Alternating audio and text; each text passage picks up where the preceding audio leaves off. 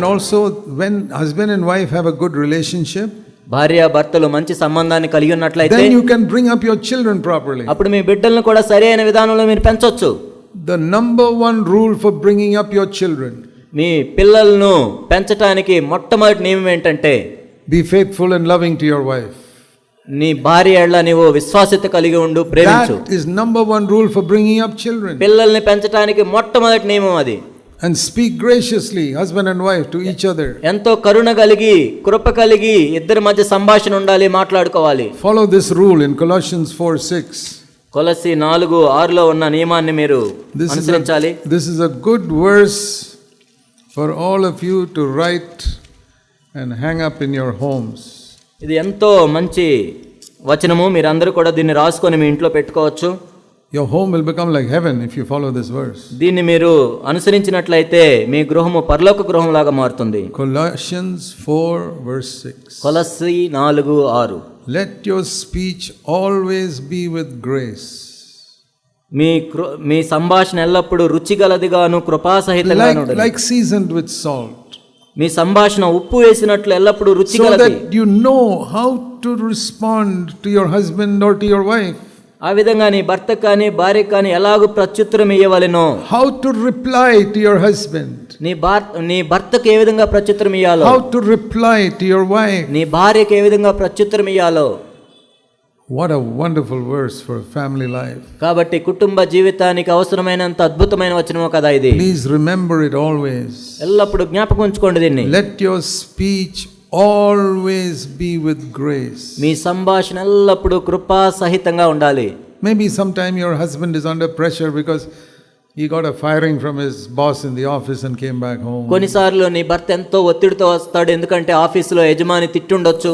Or some tension in the office, he's afraid of losing his job. లేకపోతే ఆఫీసులో ఎంతో ఒత్తిడి ఉండొచ్చు, ఉద్యోగం పోతుందేమని భయంలో ఉండుండొచ్చు. And he's come back discouraged and under a lot of pressure. ఎంతో నిరుత్సాహంతో ఒత్తిడితో ఇంటికి వస్తాడు. And then you say something to provoke him, he'll get angry. అప్పుడు మీరు ఆయన్ని ప్రేరేపించేటట్లు ఏదో ఒక మాట అంటే అతను కోపం వస్తుంది. Don't judge him. మీరు తీర్పు తీర్చొద్దు అతనికి. Ask yourself, why did he get so upset? Maybe he's under some pressure. ఎందుకు ఆయన అంత కోపడ్డాడు, బహుశా ఏమైనా ఒత్తిడి ఉందేమో ఆలోచించాలి. So be gracious. కాబట్టి కృపాసహితంగా ఉండండి. Don't think only you have a lot of work at home. ఏదో ఇంట్లో మీరే ఎక్కువ పని చేస్తున్నారని ఊహించుకోవద్దు. There are a lot of pressures that men face at work which their wives don't even know. కాబట్టి ఈ రోజుల్లో పురుషులు ఆఫీసులో ఎంతో ఒత్తిడి గుండా వెళ్తున్నారు, అవి స్త్రీలకు తెలియదు. The same way sometimes husbands come back from office and say, my wife has been sitting lazily at home, here I've had pressure the whole day. కొన్నిసార్లు భర్త ఈ విధంగా అనుకుంటాడు, నేను ఆఫీసులో ఇంత కష్టపడి ఒత్తిడి గుండా వస్తుంటే ఇంట్లో ఖాళీగా కూర్చొని ఉంది అనుకుంటున్నారు. And they think wife should now serve them. కాబట్టి ఇంకా భార్య నన్ను సేవిస్తూనే ఉండాలని అనుకుంటారు. But the work at the home is not easy. కాబట్టి ఇంట్లో పని అంటే కూడా సులభమే కాదు. To cook the food and look after the children. భోజనం వండాలి, పిల్లలను చూసుకోవాలి, keep the house tidy. ఇల్లు పరిశుభ్రంగా ఉంచుకోవాలి. So one man told his wife, ఒక వ్యక్తి తన భార్యతో ఈ విధంగా చెప్పాడు. He was talking to the Lord. ప్రభుతో మాట్లాడుతూ He said, Lord, my wife has got such an easy life just sitting at home the whole day. ఓ ప్రభువా, నా భార్యకి ఎంత సులభంగా ఉంది జీవితం, ఇంట్లోనే కూర్చొని ఉంది రోజు మొత్తం. I'd like to change jobs with my wife. కాబట్టి నా భార్యతో మేము ఉద్యోగాలు మార్చుకోవాలనుకుంటున్నాం. Let her go and sit in the office and see what a lot of pressure I have. కాబట్టి ఆమెను వెళ్ళి ఆఫీస్లో కూర్చొని చూడమని, నేను ఎంత ఒత్తిడి గుండా వెళ్తున్నాను. I will do his job at home. ఆమె చేసే పని నేను ఇంట్లో ఉండి చేస్తాను కొన్నాళ్ళు. So the Lord said, okay, one day you do the job at home and see. సరే, ఒక రోజు మీ ఇద్దరు ఉద్యోగాలు మార్చుకొని పని చేయండి. So he told his wife, today you don't do anything, I'm going to do everything here. సరే, ఈ రోజు నువ్వేం చేయొద్దు, నువ్వు చేసే పని అంతా నేను చేస్తానన్నాడు. At the end of the day, ఆ రోజు అయిపోయింది. చివరికి he said, Lord, I think I'll go back to the office. ఓ ప్రభువా, నేను వెళ్ళి నా ఆఫీస్లో పని చేసుకుంటానని చెప్పాడు. That is better than being here.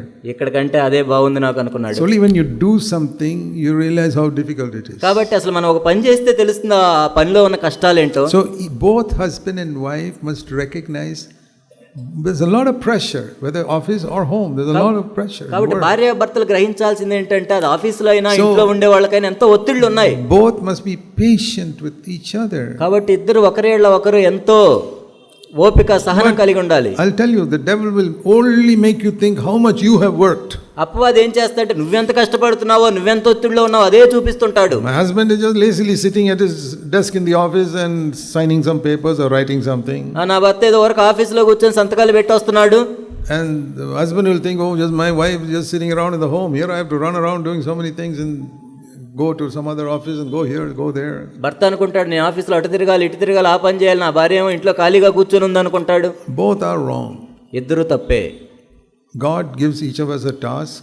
కాబట్టి దేవుడు ప్రతి ఒక్కరికి కూడా ఒక పని ఇస్తాడు. And the devil wants you to do that task with murmuring and grumbling and complaining. కానీ అపవాది ఏం చేస్తాడంటే ఆ పని నువ్వు సణుగుతో ఫిర్యాదులతో గొణుక్కుంటా చేయాలని చూస్తుంటాడు. And he wants to make you think that you are having the most difficult job in the whole world. ఈ ప్రపంచం అంతట్లో అతి కష్టమైన ఉద్యోగం నీదే అని చూపిస్తూ ఉంటాడు అపవాది. And he wants you to think nobody understands me. అసలు నన్ను ఎవరు అర్థం చేసుకోరు అన్నట్లు చూపిస్తుంటాడు అపవాది. That is the best way to be miserable. కాబట్టి ఎంతో దౌర్భాగ్యంగా జీవించడానికి అది అతి శ్రేష్టమైన మార్గం. To be an unhappy Christian every day. కాబట్టి ప్రతిరోజు దుఃఖంతో ఉన్న క్రైస్తవ జీవితాన్ని జీవిస్తాం మనం. But if you say, Lord, you have allowed me to be like this. ఓ ప్రభువా నేను ఈ విధంగా ఉండడానికి నువ్వు అనుమతించినట్లయితే, thank you, you didn't make me a man, you made me a woman. ఓ ప్రభువా నన్ను పురుషునిగా చేసినందుకు స్త్రీగా చేసినందుకు వందనాలు. And you've given me these jobs, maybe my husband doesn't understand everything. ఓ ప్రభువా నేను పని చేయడానికి పని ఇచ్చావు, బహుశా నా భర్త అర్థం చేసుకోకపోవచ్చు నన్ను. But thank God he's at least healthy and he's able to earn his living and come home with the money.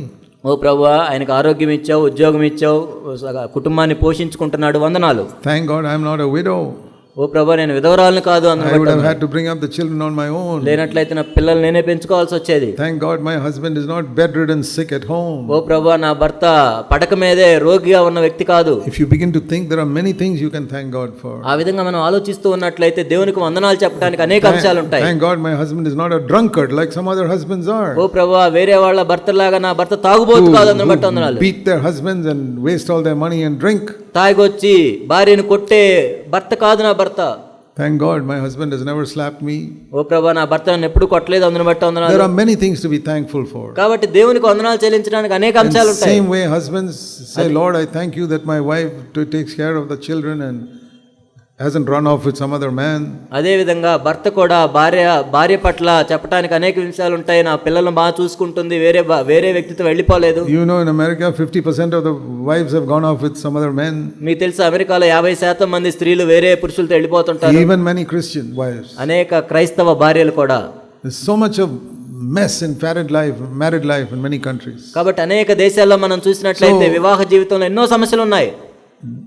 Don't complain, but thank God for whatever God has done for both of you. కాబట్టి ఫిర్యాదులు చేయొద్దు, మీ ఇద్దరి ఎడల దేవుడు ఏదైతే చేశాడో దాన్ని బట్టి కృతజ్ఞతలు చెల్లించండి. Then the atmosphere in your home will be more like heaven, that your children can grow up in a good atmosphere. ఆ విధంగా మనం ఉన్నట్లయితే కుటుంబ వాతావరణం అంతా పరలోకపు వాతావరణం ఉంటుంది. కాబట్టి ఆ వాతావరణంలో పిల్లలు ఎదుగుతూ ఉంటారు. You may not have lakhs of rupees to give as an inheritance to your children when they leave your home. కాబట్టి మీ బిడ్డలు మీ ఇంటిని విడిచి వెళ్ళేటప్పుడు మీకు లక్షల కొద్ది డబ్బులు ఉండకపోవచ్చు వాళ్ళకి స్వాస్థ్యంగా ఇవ్వడానికి. That is not the best inheritance to give children. పిల్లలకి ఇవ్వడానికి శ్రేష్టమైన స్వాస్థ్యం అది కాదు. You give them a lot of money, they get spoiled with that money. మీరు విచ్చలవిడిగా డబ్బులు ఇచ్చినట్లయితే వాళ్ళు విచ్చలవిడిగా ఖర్చు పెట్టి పనికి రాకుండా పోతారు. If you can give this inheritance to your children, కానీ ఈ స్వాస్థ్యాన్ని మీరు ఇచ్చినట్లయితే that your children when they leave home, వాళ్ళు ఇంటిని విడిచి వెళ్ళేటప్పుడు they can say, my home was such a peaceful home.